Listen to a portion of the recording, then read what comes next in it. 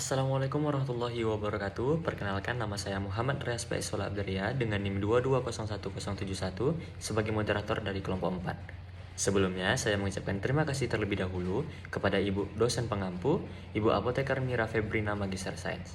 Selanjutnya, saya akan memperkenalkan nama-nama anggota kelompok saya. Yang pertama ada Alfiah Aurawira Fahmi, yang kedua ada Amanda Herlina Putri, yang ketiga ada Rizka Jastari, yang keempat ada Cindy Angela, yang kelima ada Wigati Handini, yang kelima ada Zahwa Al-Sabiqo. Langsung saja, pada kesempatan kali ini, kami akan membawakan tentang anatomi fisiologi sistem integumen.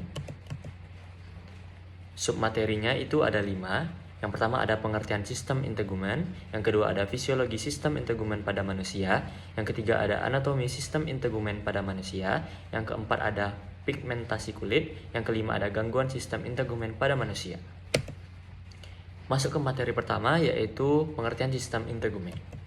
Sistem integumen merupakan kata yang berasal dari bahasa Latin integumentum yang berarti penutup. Sesuai dengan fungsinya, organ-organ pada sistem integumen berfungsi untuk menutup organ atau jaringan dalam manusia dari kontak luar. Sistem integumen adalah sistem organ paling luar yang membedakan, memisahkan, dan menginformasikan kita dari lingkungan sekitar. Sistem ini merupakan bagian dari sistem organ terbesar yang mencakup kulit, rambut, kuku, keringat, kelenjar minyak, dan kelenjar susu. Sistem integumen mampu memperbaiki dirinya sendiri apabila terjadi kerusakan yang tidak terlalu parah atau self-repairing, dan juga mekanisme pertahanan tubuh pertama atau pembatas antara lingkungan luar tubuh dengan dalam tubuh. Anatomi sistem integumen pada manusia.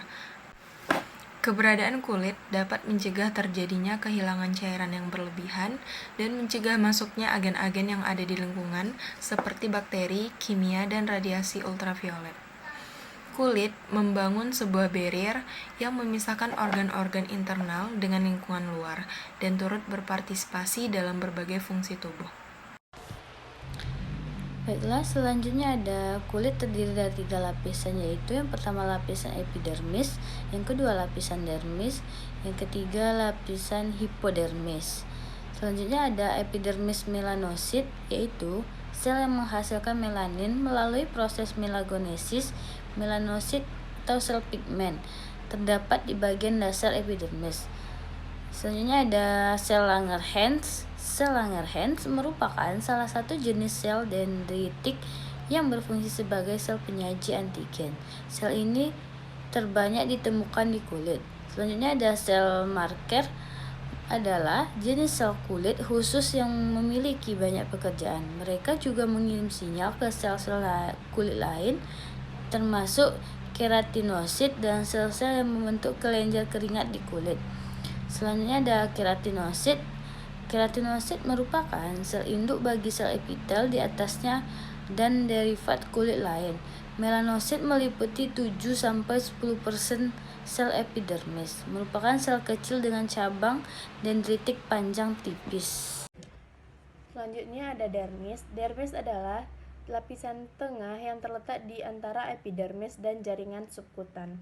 Lapisan ini berisi jaringan ikat, kapiler, kelenjar minyak, dan keringat ujung saraf yang dibagi menjadi 2 bagian. Yang pertama ada dermis retikular yang merupakan lapisan bawah yang tebal.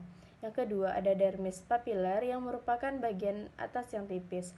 Ketebalan dermis terbagi bergantung lokasi di tubuh. Tebalnya ada 0,6 mm. Dermis adalah rumah bagi 3 jenis jaringan yang berbeda. Yang pertama ada kolagen, yang kedua ada jaringan elastis dan serat retikular. Dermis juga mengandung beberapa sel dan struktur khusus. Yang pertama ada folikel rambut, kedua adalah kelenjar sebaceous, yang ketiga ada kelenjar afluran dan endokrin, yang keempat ada pembuluh darah dan ujung saraf. Sekian materi dari saya, selanjutnya akan dijelaskan oleh teman saya. Lapisan terdalam dari kulit adalah jaringan subkutan, hipodermis, dan subkutis. Secara teknis ini bukan bagian dari kulit, tapi membantu menempelkan kulit ke tulang dan otot. Jaringan subkutan juga menyediakan kulit dengan saraf dan suplai darah. Lapisan ini terutama berupa jaringan adiposa yang memberikan bantalan antara lapisan kulit dan struktur internal seperti otot dan tulang. Banyak mengandung pembuluh darah, pembuluh limfe, dan syaraf yang terdapat gulungan kelenjar keringat dan dasar dari folikel rambut. Selanjutnya yaitu struktur aksesoris kulit. Yang pertama yaitu rambut dan folikel rambut.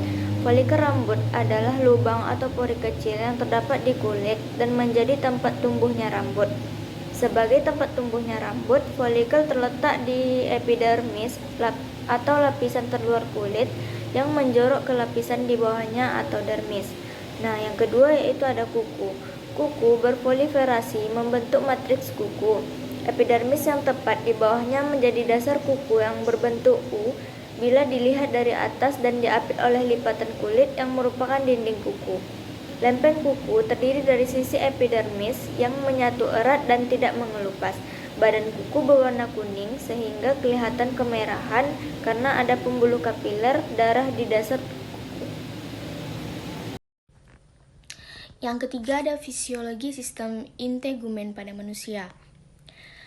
Fisiologi sistem integumen pada manusia, yang pertama itu ada fungsi epidermis sebagai perlindungan tubuh dari bakteri dari luar, mampu membentuk sel-sel baru, menggantikan sel-sel yang sudah mati, sintesa vitamin D dan sitoksin, pembelahan dan mobilitas sel, yang terakhir pigmentasi atau melanosit. Yang kedua itu fungsi dermis sebagai struktur penunjang, mechanical strength, suplai nutrisi, respon terhadap proses peradangan atau inflamasi. Yang ketiga, fungsi hipodermis, melekat ke struktur dasar, isolasi panas, cadangan kalori, kontrol bentuk tubuh, dan penahan terhadap benturan mekanik atau mechanical shock absorber. Fungsi pada kulit, fungsi persepsi, fungsi absorpsi, fungsi proteksi, fungsi pengaturan suhu tubuh atau termoregulasi, fungsi ekskresi, dan pembentukan vitamin D. Baiklah, yang keempat ada pigmentasi kulit, yaitu fisiologi sistem integumen pada manusia. Melanin. Pigmentasi melanin secara umum diatur oleh melanocyte stimulating hormone atau MSH yang diproduksi oleh kelenjar pituitary anterior. Langkah-langkah dasar pembentukan melanin adalah yang pertama ada tirosinase menjadi tirosin intermediate dan menjadi dehidroksi fenilalamin. Terjadi substansi atau indol-quinon menghasilkan polimerasi tambah protein granula melanin. Baiklah, yang kelima atau yang terakhir ada gangguan pada sistem integumen. Yang pertama ada kanker kulit, yang kedua ada penyakit lupus, yang ketiga ada rabies atau campak, yang keempat ada jerawat, yang kelima ada hemangioma, yang keenam ada cold sores, yang ketujuh ada skoriasis, dan ada yang terakhir rosacea. Sekian dari presentasi kami tentang sistem integumen. Jazakumullah khairan kasiran, barakallahu fiik. Wassalamualaikum warahmatullahi wabarakatuh.